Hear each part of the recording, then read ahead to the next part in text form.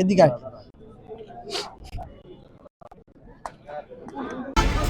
তিনটা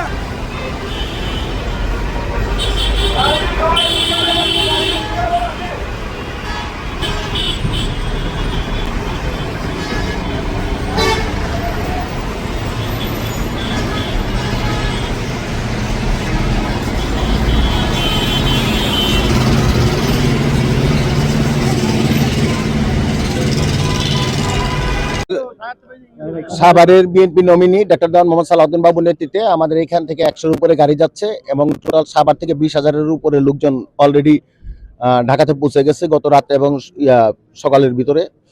মূলত দীর্ঘ 17 বছর দেশান্তর থাকার পর দেশনায়ক তারেক রহমান বাংলাদেশে আসতেছে, এটা আমাদের জন্য আজকে একটা খুশির দিন। এই খুশির দিনে আমরা সবাই সাভারের বিএনপি নেতাকর্মী যার যার অবস্থান থেকে যেভাবে পারছে সবাই আমরা 300 ফিট দেশনায়ক তারেক রহমানের যে সম্বর্ধনা অনুষ্ঠান, সেই অনুষ্ঠানে যাওয়ার জন্য সব আমরা প্রস্তুত এবং অনেকে চলে গেছে। আমরা আমাদের জায়গা থেকে এইটুকু বলতে পারি,